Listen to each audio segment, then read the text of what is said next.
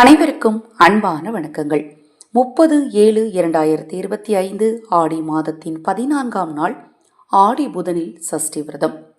குழந்தை வாக்கியம் வேண்டுபவர்களும், திருமண தடை நீங்க நினைப்பவர்களும், தீராத கடன் தொல்லையிலிருந்து விடுபட நினைப்பவர்களும் இந்த சஷ்டி நாளை தவற விடாதீங்க. ஒவ்வொரு மாதமுமே வரக்கூடிய தேய்பிறை மற்றும் வளர்ப்பிறை சஷ்டியில விரதம் இருந்து முருகப்பெருமான வழிபட்டோம் அப்படின்னா நம்முடைய குறைகள் எல்லாம் முருகனருளால நிச்சயமா நீங்குங்க. அதுவும் ஆடி மாதத்தை பத்தி சொல்லவே வேண்டாம். பல அற்புதங்கள் நிறைந்த மாதம். ஒவ்வொரு நாளுக்கும் ஒவ்வொரு தனிச்சிறப்பு இருக்கு.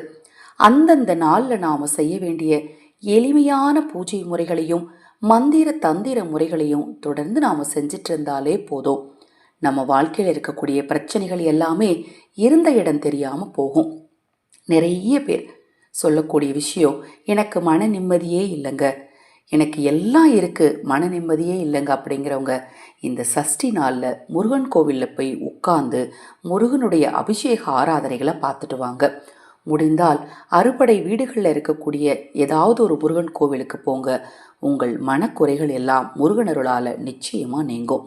அதை மாதிரி முருகனுக்கு சஷ்டி அன்று விருந்து வழிபாடு செய்கிறவங்க அன்றைய நாளில் உங்களால் முடிந்த அளவு ஆதரவற்றவர்களுக்கு அல்லது எறும்புகளுக்கு அல்லது காகத்திற்கு அல்லது பசுவிற்கு உணவளிங்க.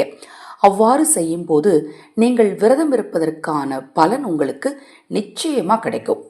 சரி, இந்த சஷ்டி நாளில் நாம் செய்ய வேண்டிய எளிமையான தீப வழிபாடு என்ன அப்படிங்கிறத இந்த பதிவில் பார்க்கலாம்.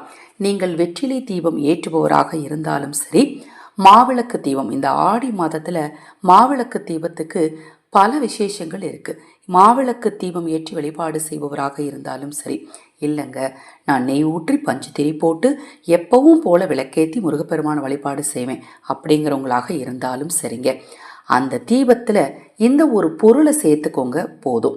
இன்றைய நாளில் அது மாதிரி துவரம் பருப்பு தானம் செய்கிறதும் பார்த்தீங்கன்னா சொந்த வீடு யோகத்தை ஏற்படுத்தி கொடுக்கும். முடிஞ்சால் அதையும் செய்யுங்க. இப்போ நீங்கள் விளக்கு பொருத்த போகிறீங்க. இன்றைய நாளில் நீங்கள் எப்போ வழிபாடு செஞ்சாலும் சரி கண்டிப்பாக விளக்கு பொருத்துவீங்க. அவ்வாறு விளக்கு பொருத்தும் போது ஒரு சின்ன மஞ்சள் நிற துணி எடுத்துக்கோங்க. அதில் சிட்டிகை அளவுக்கு மஞ்சள் தூள் வைங்க. ஒரு ஏலக்காய், ஒரு கிராம்பு, ஒரு துண்டு பச்சை கற்பூரத்தை வச்சு நல்லா டைட்டாக கட்டி அந்த மூட்டையை அந்த எண்ணெய்க்குள்ளே போட்டுருங்க. அந்த எண்ணெயில் என்ன ஆகும்னா அந்த மஞ்சத்தூள் மட்டும் கசிந்து கொஞ்சம் கொஞ்சமாக வெளியில் வரும். அந்த நெய்யோடு கலந்து அந்த மஞ்சள் கலந்து தீபம் எரியும் போது உங்கள் வீட்டில் தெய்வீக சக்தி நிலைத்திருக்கும். அன்று இரவு, அதாவது இன்று இரவு நீங்கள் அந்த மூட்டையை எடுத்து கால்படாத இடத்துல அப்புறப்படுத்திடலாம். இல்லை பச்சை கற்பூரம் சேர்த்து போட்டு நீங்கள் அதை வீட்டுக்கு வெளியில் வச்சு எரிச்சிடலாம். ரொம்ப ரொம்ப எளிமையான விஷயம் தான். வீட்டில் இந்த பொருட்கள் எல்லாமே இருக்கக்கூடிய பொருள் தான். இல்லை நான் மூட்டையாக கட்டாமல் அப்படியே போடலாமா? தாராளமாக போடலாம், தவறு கிடையாது. நீங்கள் சின்ன மூட்டையாக கட்டி போடும்போது அந்த மஞ்சள் தூளுடைய நிறம் மாறாமல் இருக்கும். இல்லைன்னு வச்சுக்கோங்களேன், நீங்கள் மொத்தமாக போட்டிங்கன்னா மஞ்சள் தூளுடைய நிறம் ஒரு மாதிரி வேறு கலரில் மாற ஆரம்பிச்சிடும். அதனால தான் மூட்டையாக கட்ட சொல்கிறேன். முடிந்த அளவு மூட்டையாக கட்டுங்க. முடியாத பட்சத்தில் நீங்கள் அப்படியே விளக்கில் சேர்த்துக்கலாம். இப்போ நான் சொன்ன இந்த பதிவில் உங்களுக்கு சந்தேகம் இருந்தாலும் அக்ஷயபாத்திரம் உணவளிக்கும் திட்டம் ரூபாய் 30 மட்டும்.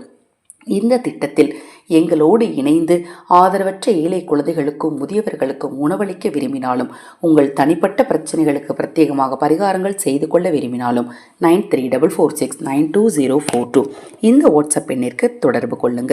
தொடர்ந்து நம்ம சேனலை பாருங்க. இப்போதான் முதன்முறையாக பார்க்குறீங்கன்னா சப்ஸ்கிரைப் பண்ணி பக்கத்தில் இருக்கிற பெல் பட்டனை மறக்காமல் கிளிக் பண்ணிக்கோங்க. மகாபெரிவாவின் அருளாலும் முருகப்பெருமானின் அருளாலும் உங்களுக்கும் உங்கள் குடும்பத்தாருக்கும் நல்லதே நடக்கட்டும்.